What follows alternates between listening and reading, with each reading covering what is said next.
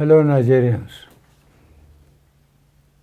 I address you today with a deep sense of gratitude to God and a high level of appreciation to all Nigerians whose tremendous goodwill gave me the opportunity to provide leadership for our great country at one of the trying times in her history.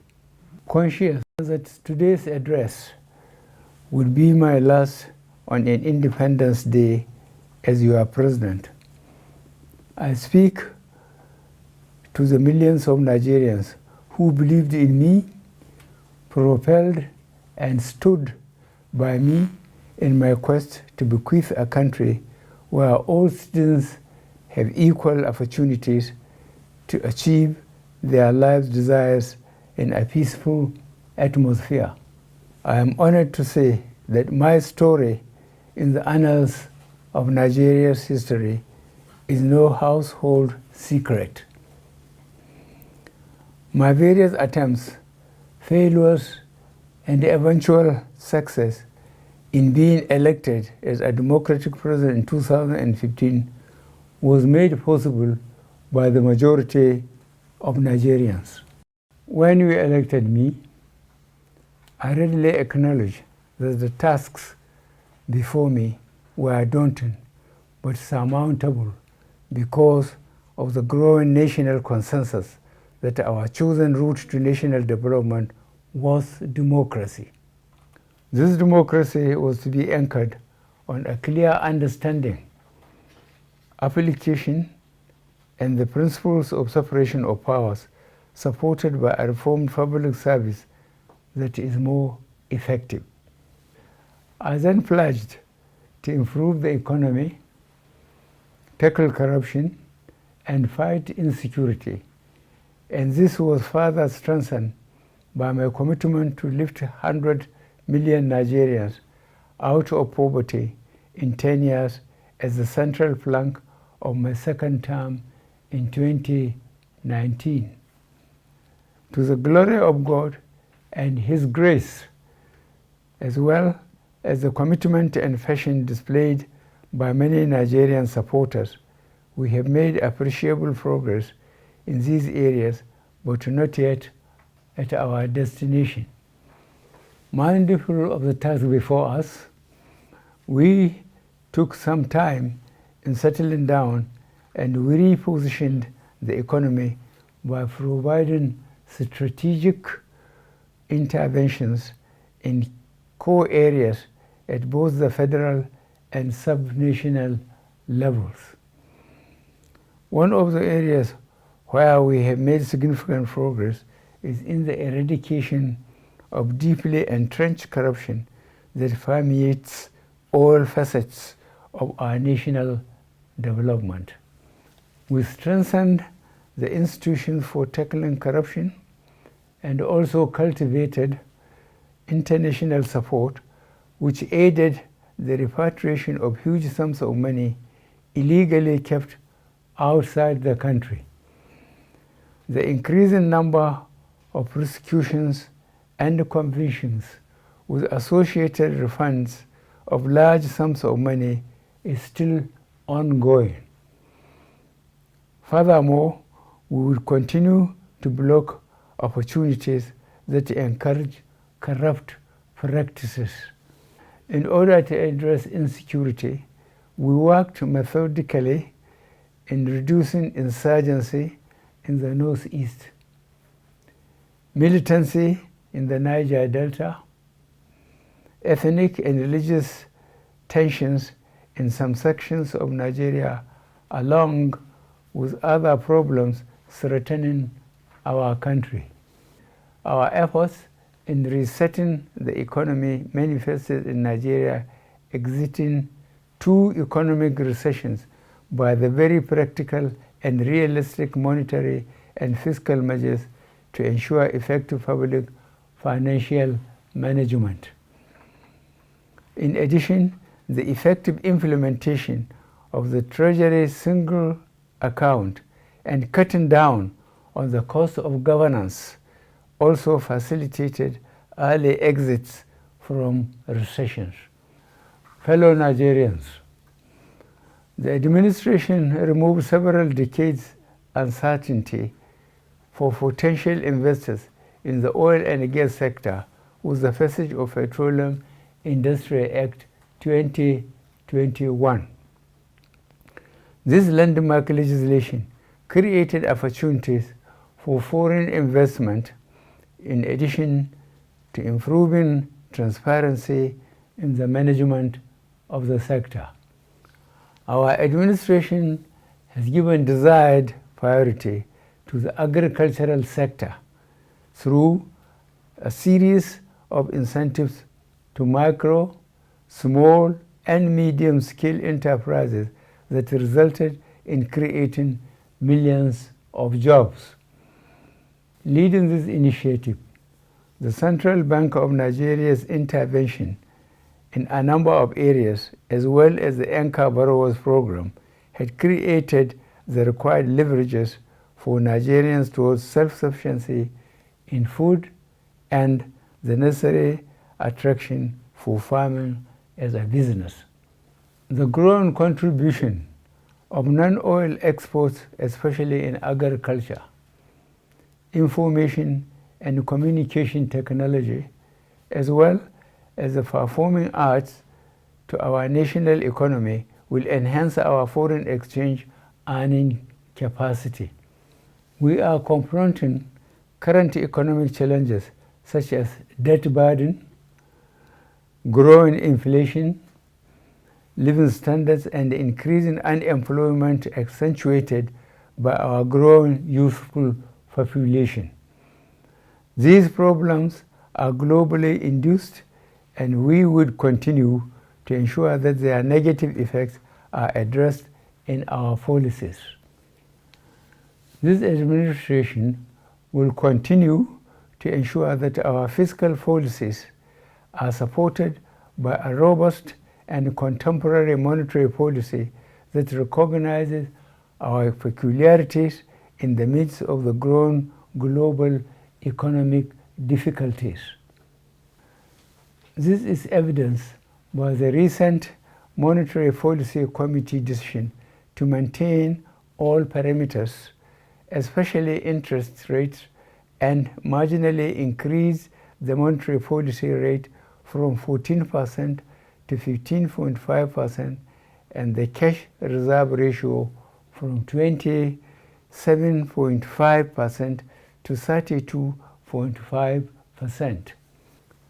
It is projected that this will further insulate our economy from overexposure to uncertainties at the international market by restraining growth in core inflation.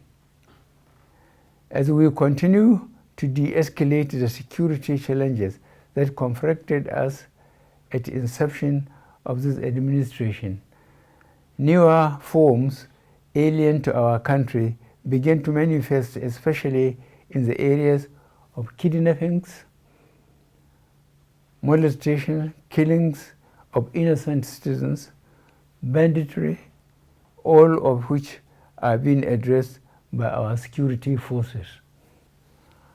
I share the pains Nigerians are going through, and I assure you that your resilience and patience will not be in vain as this administration continues to reposition as well as strengthen the security agencies to enable them to deal with all forms of security challenges. At the inception of this administration in 2015, I provided the funding requirements of the security agencies, which was also improved in my second tenure in 2019 to enable them to surmount security challenges. We will continue on this path until our efforts yield the desired results.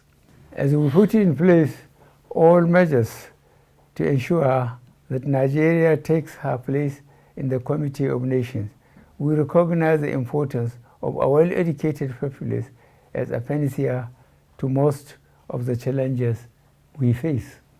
We have therefore pursued policies and implemented programs designed to create a literate and proficient society that ensure that citizens are availed with opportunities for lifelong achievements.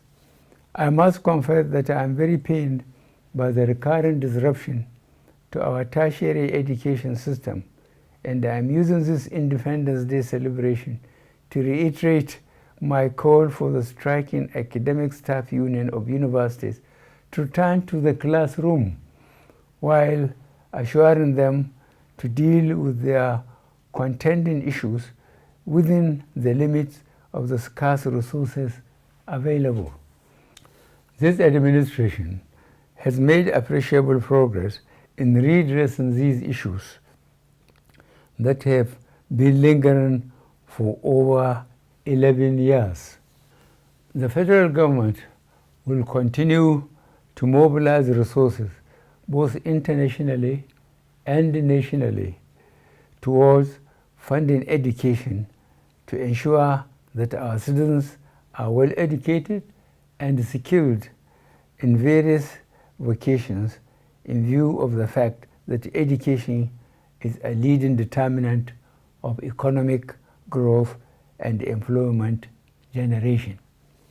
Fellow Nigerians, we have also improved our health facilities, especially during and after the outbreak of the coronavirus pandemic, which attracted commendation of the global community.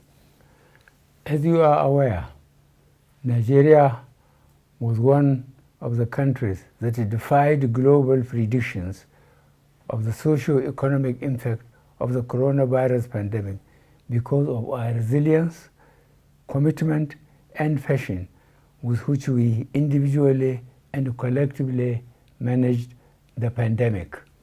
This administration embarked on addressing critical ecological challenges across the country in order to mitigate the impact of climate change manifesting in the form of flood, soil erosion, desertification, air pollution, amongst others. We will continue to ensure that our infrastructure drive remains the key to Nigeria's economic growth and for which every Nigerian will feel the impact. The federal government is already expanding port operations to ensure that they provide opportunities for the growth of the Nigerian economy. We have also continued to accelerate our infrastructure development through serviceable and transparent borrowing, improved capital inflow, and increased revenue generation by expanding the tax basis and prudent management of investment proceeds in the sovereign wealth fund. To further open up our communities to economic activities, we have continued to boost our railway infrastructure with the completion of a good number of critical railway and at the same time rehabilitating as well as upgrading obsolete equipment. I am pleased to inform my fellow citizens that besides our emphasis on infrastructural development with its attendant opportunities for job creation, employment generation, and subsequent poverty reduction, our focused intervention directly to Nigerians through the National Social Investment Program is also yielding benefits. There is hardly any ward, village, or local government in Nigeria today that has not benefited from one of the following: N-Power, trader money, market money, subsidized loans, business grants, or conditional cash transfers. All the aforementioned programs, along with various interventions by the National Social Investment Program, direct support to victims of flooding and other forms of disasters, have provided succor to the affected Nigerians. Fellow Nigerians, no matter what gains we make, without a good governance system anchored on electing credible leaders on the basis of free, fair, credible, and transparent elections, our efforts will not be enough. It is for this reason that I have resolved to bequeath a sustainable democratic culture which will remain lasting. The signing of the Electoral Act 2021 as amended with landmark provisions further assures us of a more transparent and inclusive electoral process.